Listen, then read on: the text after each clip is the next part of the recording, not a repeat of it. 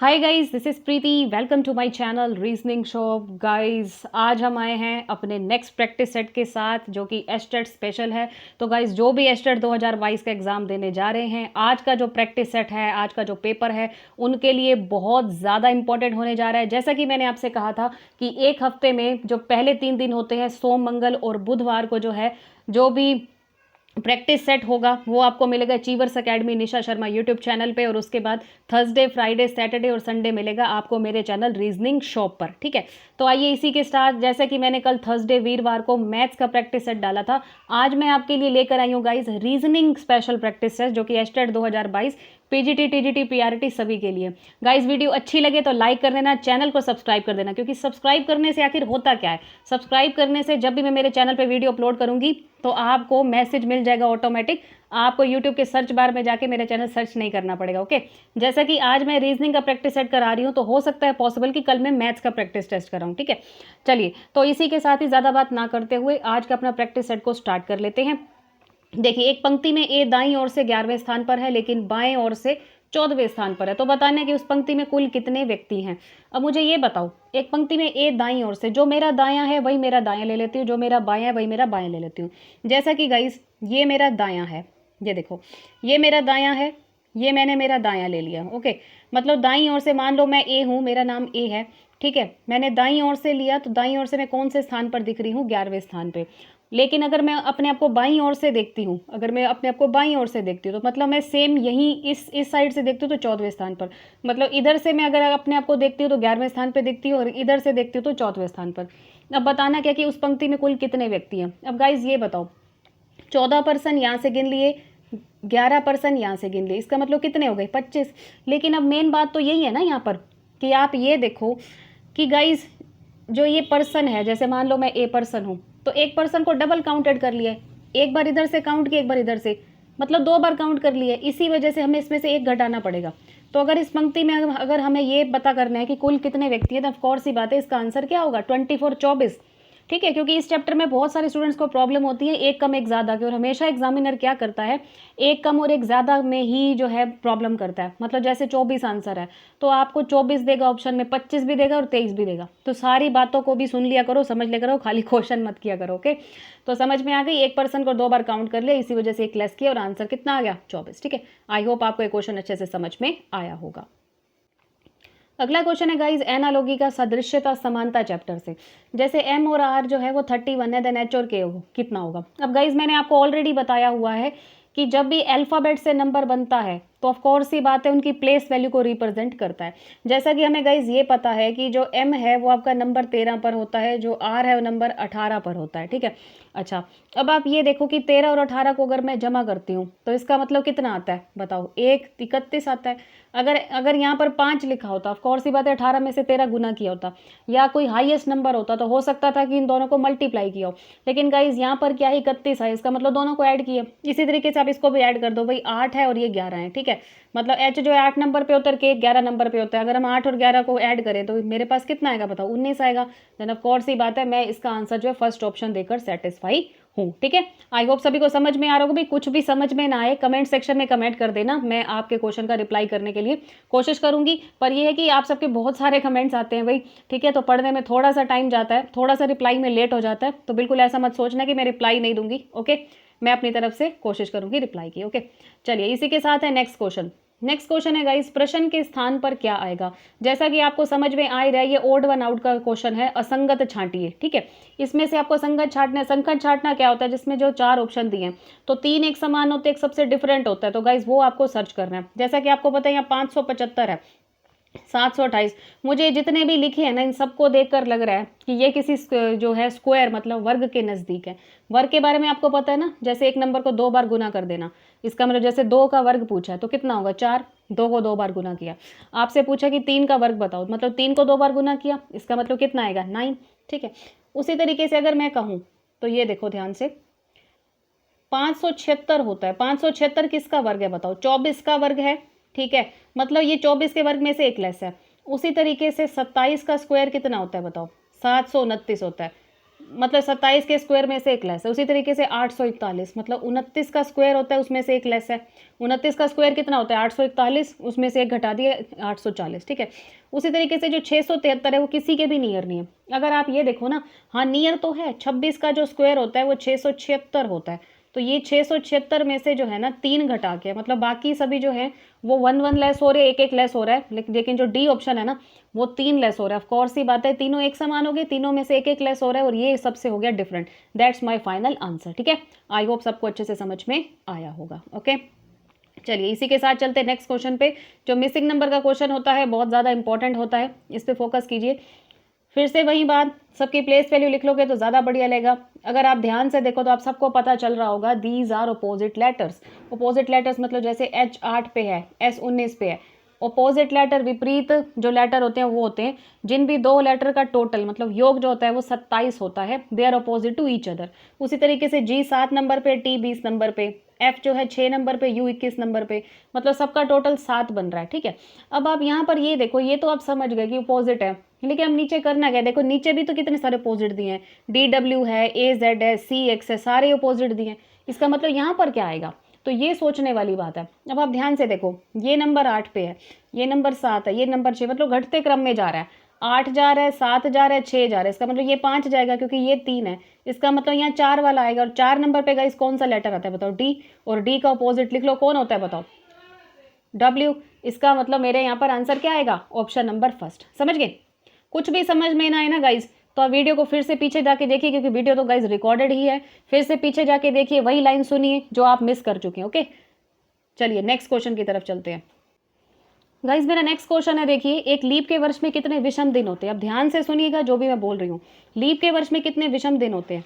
तो ये जो क्वेश्चन है ना, ये आपके प्रीवियस ईयर पेपर्स में आया हुआ है। तभी मैं ये क्वेश्चन मैं पहले भी डिस्कस कर चुकी हूँ, जब मैंने achievers academy Nisha Sharma YouTube channel पर पढ़ाया था, वहाँ पर भी डिस्कस किया था कि ये जो है प्रीवियस ईयर पेपर में आया था।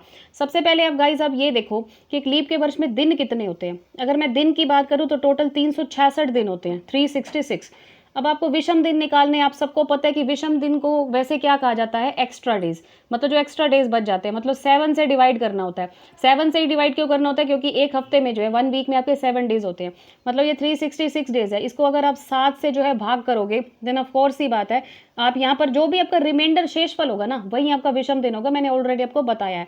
7 पंजे 35, ठीक है, ये 35 आ गया। अब आप ये देखो, लीप के वर्ष में विषम दिन पूछे ना, ये देखो ये आ गया आपका 16। 7 दूनी 14 जब आपने किया तो आपका नीचे रिमाइंडर कितना बचा बताओ, रिमाइंडर बचा 2। मतलब जो शेषफल होता है वही आपके विषम दिन ओड डेज होता है। तो मतलब ये जो 2 है ये आपके क्या है गाइज, ओड डेज हैं, ठीक है। तो इसी तरीके से अगर आपसे पूछा जाए कि एक सामान्य वर्ष में कितने विषम दिन होते हैं, तो 365 जो है 365 होते हैं। उसको 7 से भाग करोगे तो एक आंसर आएगा। शायद ये क्वेश्चन मैंने परसों जो रीजनिंग का प्रैक्टिस टेस्ट डाला था उसमें डिस्कस किया था, ठीक है। होपफुली कल जो आपको मिलेगा वो मैथ का प्रैक्टिस टेस्ट मिलेगा, ठीक है। तो एक दिन मैथ का, एक दिन रीजनिंग का डालेंगे, और हो सकता है भाई वोकैबुलरी का भी मिल जाए। ओके, तो वोकैबुलरी भी आपकी अच्छी करवानी है। ओके, देन यहाँ पर जो है आपका कितना आएगा, आंसर 2 आएगा, ठीक है, समझ गए।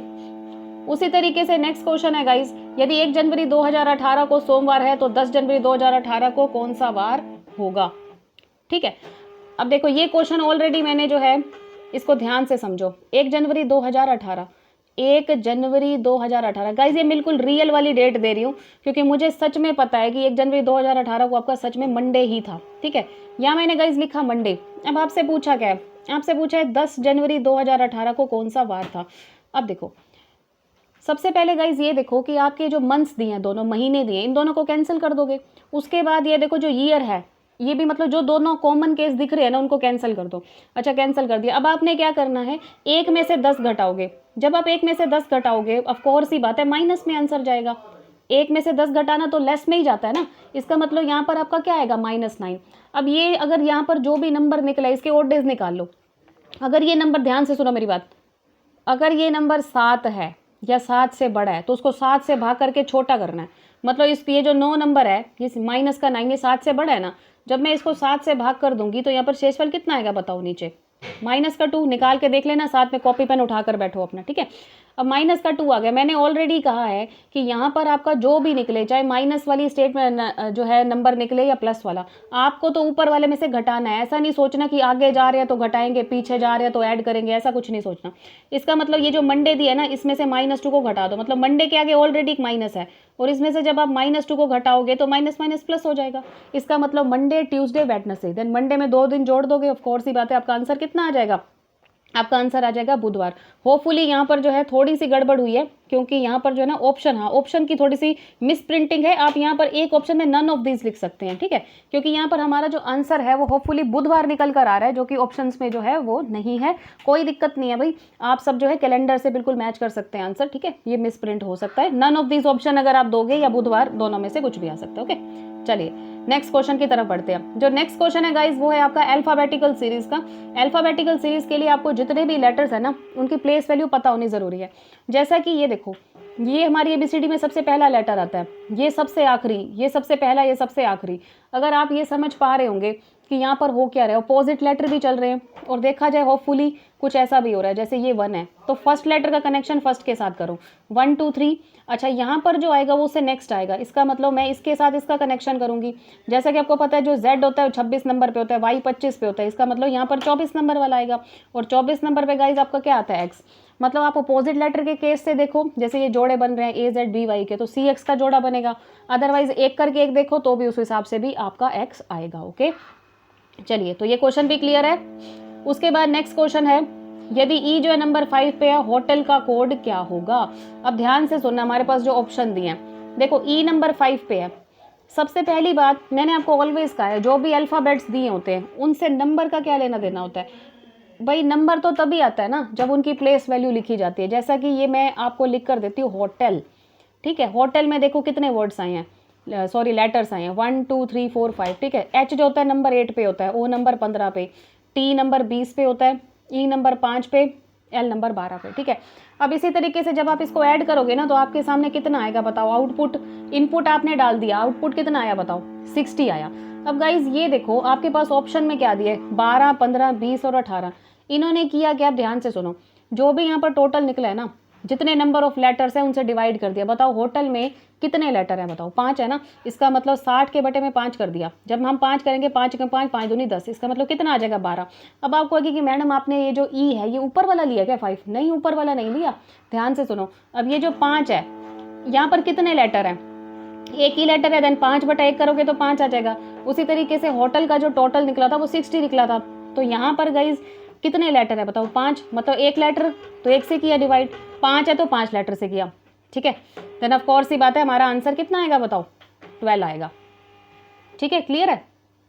अब एक बात ये भी बता दूं भाई, कल जो है बहुत सारे स्टूडेंट बहुत ज़्यादा खुश थे मेरा मैथ्स का रीजनिंग प्रैक्टिस टेस्ट जो है डालने के साथ।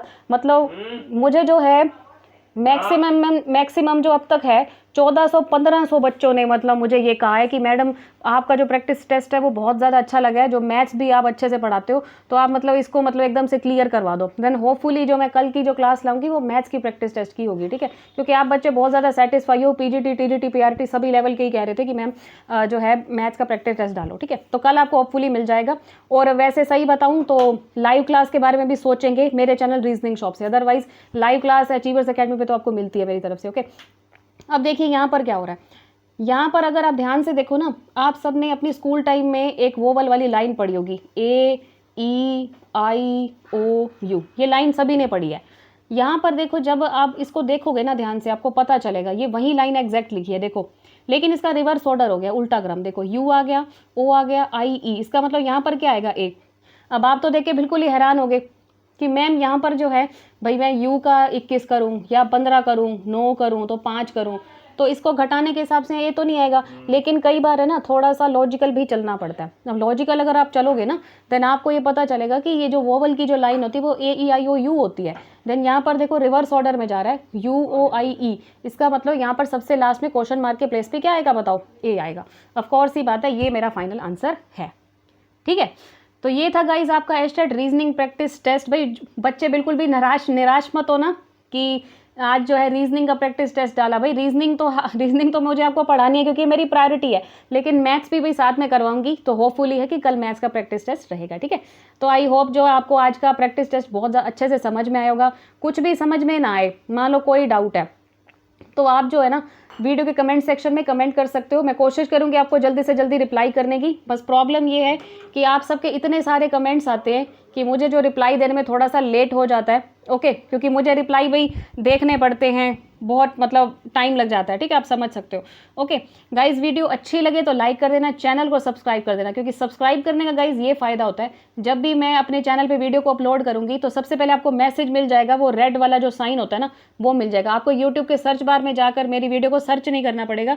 ये सबसे जो है बढ़िया बेनिफिट होता है सब्सक्राइब करने का, तभी आपसे कहा जाता है कि चैनल को सब्सक्राइब करो। ओके चलिए, तो इसी के साथ ही हम विदा लेना चाहेंगे। भाई एस्टेट रीजनिंग प्रैक्टिस टेस्ट आज का था, ओके। अब हम कल मिलेंगे होपफुली मैथ के प्रैक्टिस टेस्ट या वोकैबुलरी, ठीक है, दोनों में से किसी, ठीक है। वैसे मैं ये भी सोच रही थी कि रविवार को देखो छुट्टी का दिन है, बाकी मर्जी आपकी, अगर आपको प्रैक्टिस टेस्ट कराना है तो करा सकते हो। और कल मैंने एक और भी जो है वो मैसेज किया था कि आप सभी बता दो कि कौन से टाइम पे आप सेटिस्फाई हो, 1 से 2, 2 से 3 या 5 से 6, 6 से 7, सॉरी, जब आप ऐप के बाद जो है अचीवर्स अकेडमी पे 6 से 7 के बीच में आप लाइव क्लास लगती थी ना, तो मतलब कौन से टाइम से सेटिस्फाई हैं। देन भाई 50-50% वोट पड़े, अगर मैं सच बताऊं तो 50% जो वोट पड़े हैं वो पड़े कि 2 से 3 का टाइम मैडम सेटिस्फाई है, सही है, आप वीडियो को मतलब अपलोड कर सकते हो, मतलब 2 से 3 के टाइम में हम देख लेंगे।